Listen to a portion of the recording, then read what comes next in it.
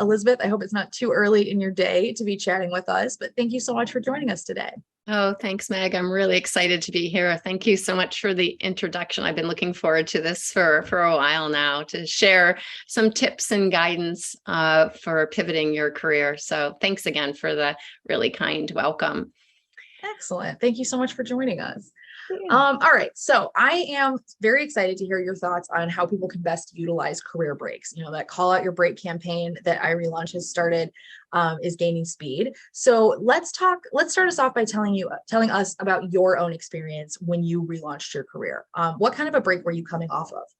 Yeah, great. Thanks so much for that question. So I started my career working on Wall Street, and I was following in my father's footsteps. That may resonate with some people, kind of following somebody else's expectations. And my career break was 15 years long, but I'll go back to the beginning of the story a little bit. I started feeling when I was working on Wall Street that I was just helping other people make money, and that I was doing very little, if anything, in my life to give back, because that was one of my passions, sort of paying it forward and giving back. And around this time, I started a family and found myself being drawn to volunteering during my free time. And for 7 years, I donated my time to recruiting and training and managing volunteers at this local nonprofit that supports under-resourced elementary school students. And I just really loved it and super passionate and dedicated to doing that. But as my boys started to grow up and get older, I started to panic and thought, my gosh, what am I going to do when they've left the house? So I started thinking to myself, well, how could I do what I love to do and earn a paycheck? Because that was something very much on my mind. I really wanted to start making some money. And I decided to participate in a local boot camp for relaunchers. I was very fortunate to have that close by. And I was introduced to a host of concepts that I was not familiar with, but I was really eager to learn. And the most impactful exercise for me was creating my elevator pitch. And I'm going to talk about that a little bit later. But this exercise, it sort of helped me get clarity. And that's going to be a theme throughout my discussion today about really getting clarity around how you can leverage your experiences, your learned skills during your break. And that's exactly what I did. And mine was volunteering. And that informed my personal career pivot. So I started Googling, Google's my best friend. I started Googling volunteering and corporate jobs. And I learned about corporate social responsibility. It was a new term for me, but a business line I knew that I could really excel in and be happy in because I was following my passion. And so my transferable skills from parenting, which I'm sure this will resonate with some of you, multitasking, negotiating, relationship management, and having worked also in a corporate environment previously, it helped me to channel my passion for doing good into a career at Oracle. My relaunch, it was challenging, I have to admit. Oracle did not have a career reentry program, as you'd mentioned in the introduction. So while I was continuing to work in my job in corporate social responsibility, I was really fortunate to make some connections. I really worked hard on networking there and made some really good connections with senior executives, and was able to gain their support and their approval for designing and implementing what is now called Oracle Career Relaunch.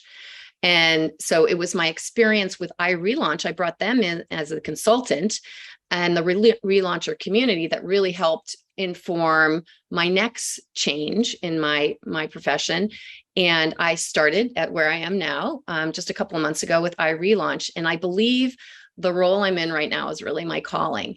And I just love the fact that I can pay it forward, be here with you today, and help those find, their next career and their calling. Yes. Oh, thank you. Thank you so much for sharing that with us. It can be, and I feel like it's really impactful for people to hear from people who've done it, especially when you've come out the other side. It's, that personal experience is always something that really resonates with me. So thank you for sharing that with us. Absolutely. All right. So you talked about some of the ways that you leveraged your personal experiences, through your volunteering.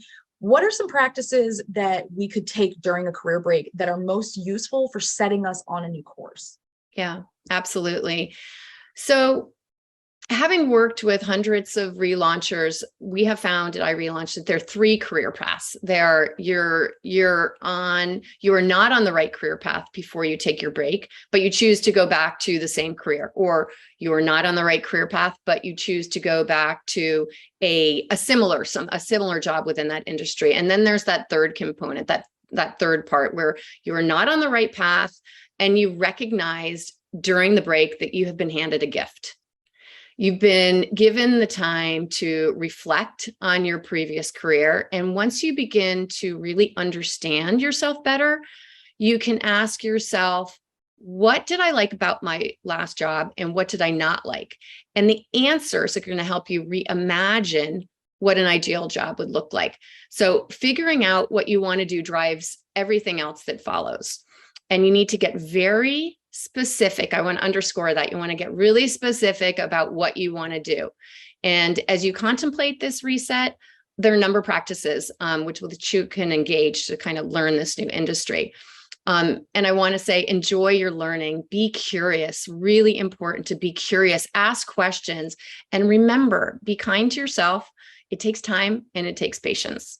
So first and foremost, your informational interviews. I'm sure our audience is really familiar with an informational interview, but they can be incredibly valuable into the reality of an industry and can connect you with people of influence that inspire you. So through these interviews, your network is going to grow exponentially.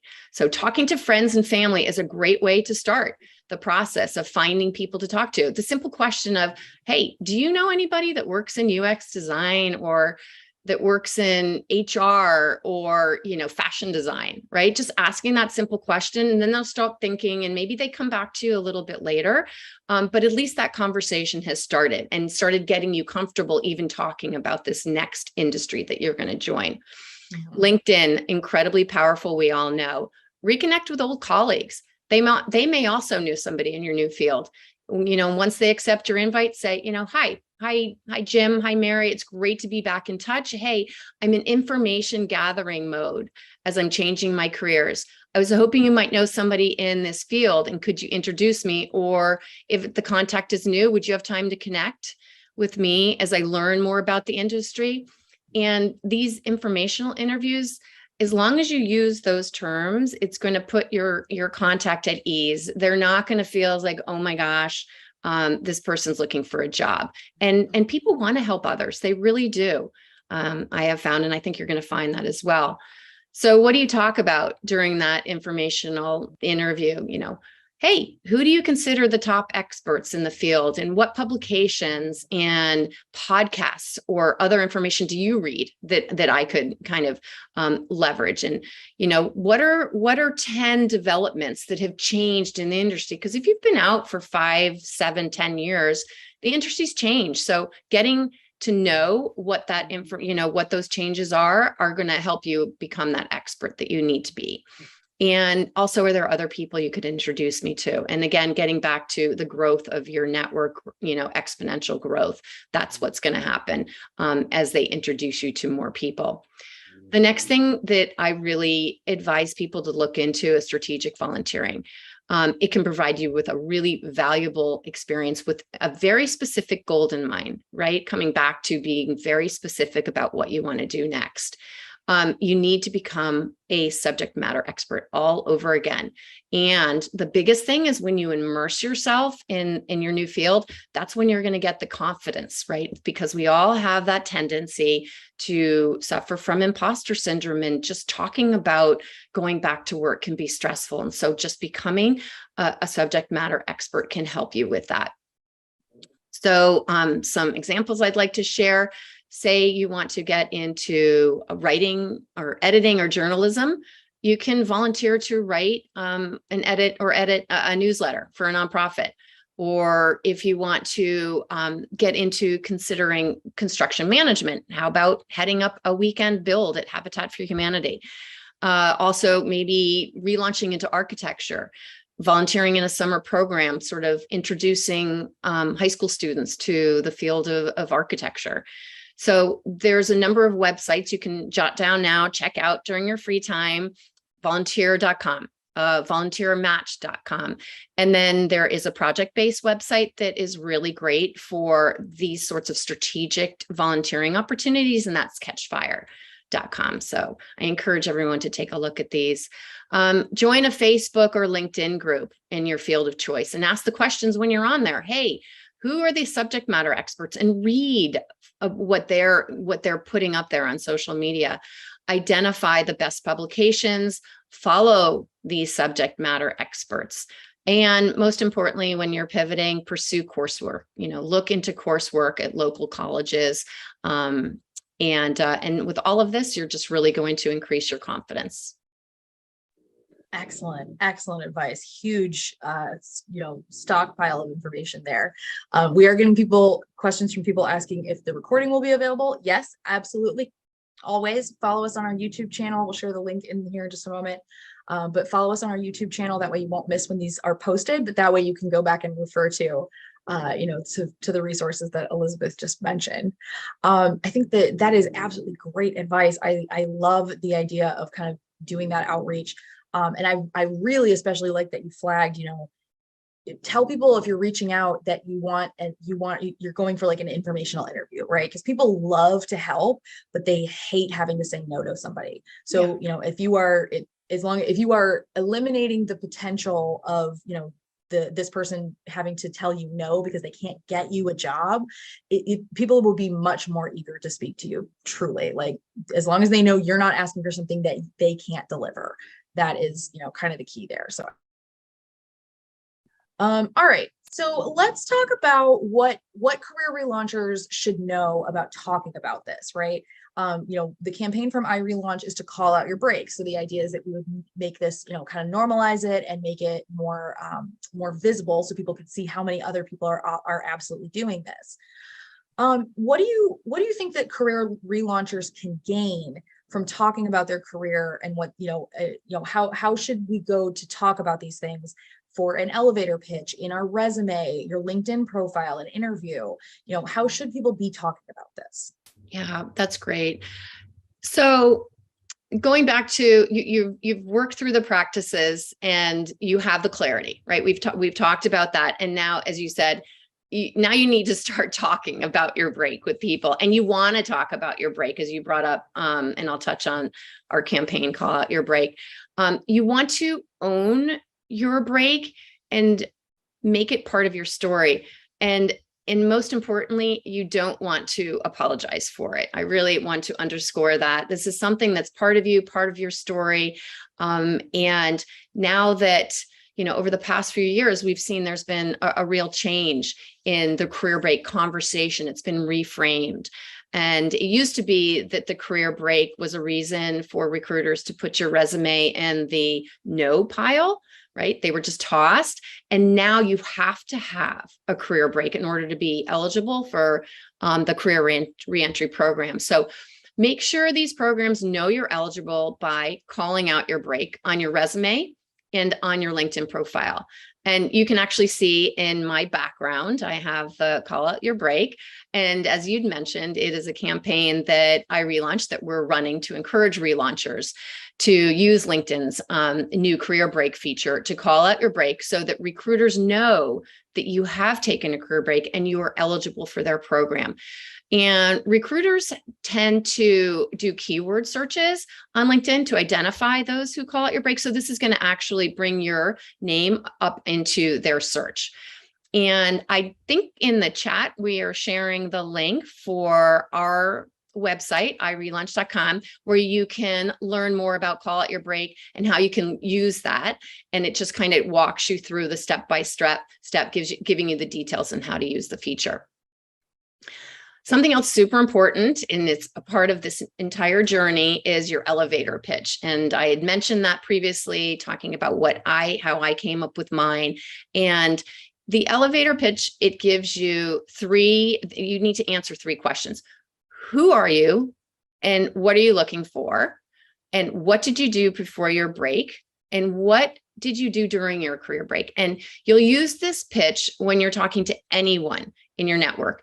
And I encourage you to script it out, literally write it down and practice and practice it like it's a theater performance. Talk to a wall, talk to a mirror, record yourself on your phone, practice in front of non-judgmental friends and family, right? And the practicing, again, coming back to confidence, the practice, it's going to give you more confidence and help you tell your story in a really succinct and effective way. So with respect to the interview, before you go into your interview, you want to research the company that you're going to be talking to. This is if you're pivoting your career or not, but particularly if you're, pivoting and really understanding, you understand the industry right now, and you can set up Google alerts around specific topics. So you receive articles and news releases. So you're current on what is going on with the company before you go in to talk to them. So they know you are there with intention. You have given it great thought. You are not there on a whim. And it's a very strategic decision that you have made to come and to speak with them. Also, a lot of people don't think about looking at companies' YouTube videos. YouTube videos are actually, you can find full business strategies on YouTube videos. So I encourage you to take them out. Know the key executives and sort of the business model. These questions may come up in an interview, and you really want to emphasize how much you know and how much research you've done. And also with respect to the key executives, you can even follow them on social media. So you're in your interview and you're asked about your break. This is your opportunity to tell your story and emphasize that you can't wait to get back to work. Again, I didn't apply for this job on a whim. I applied with intention. And here's the experience that I have that is relevant. So again, communicate you're excited. An example of a pivot conversation. Here's for me. I was in finance working on Wall Street, and then I took a 15-year career break. I have been working at a nonprofit recruiting and training volunteers for the past 7 years, and I'm now excited to use my skills and experience to get back to work in corporate social responsibility. So that's what I use. Just simple example. 2 sentences, I think, very concise and succinct. So the next question, sorry. That's okay. No, it's absolutely wonderful. We're getting some questions in from the chat, so I do want to see if we can touch on some of those. Sure. Kimberly had asked Elizabeth, what do you recommend for people who are pivoting from running their own business? Mm-hmm. It feels like HR looks at business owners as unlikely to be able to work in a team or for a corporation, even though my background before running my own business was in corporate. Do you have any advice for this? Yeah, I love that question. And one of the success stories I'm going to talk about, actually 2 of them are entrepreneurs. And the thing that you want to look for is, as an entrepreneur, you are still working with other people. You're having to manage people outside of your business, right? To help you set up for success. You can also draw on the experience that you had before you became an entrepreneur. I think as an entrepreneur, going back into the corporate world, you really want to emphasize, hey, I've tried this. This is what I've gained from my experience. And coupled with all of the experience I had in my prior job working, on teams, bringing those 2 things together, I feel like I am the perfect person for this role. So really get into the weeds about the prior experience in the team building, as well as the creativity, strategic thinking of the entrepreneur mind. And those 2 things together, put it out there like, I'm the best person for this because of this experience. Yes. Looking at it as a culture add. What are you bringing to the table that no one else is going to be able to bring? Because Those other people haven't run their own business, right? And you have a whole bunch of things that you can bring to that table. Pamela had asked, when you were talking about doing the research on the companies that you're looking at joining. Yeah. Corporate pages have a lot of information in them. When you're researching companies, what are key points that we should take away? First and foremost, you want to understand the mission of the company. You want to understand what's important to them.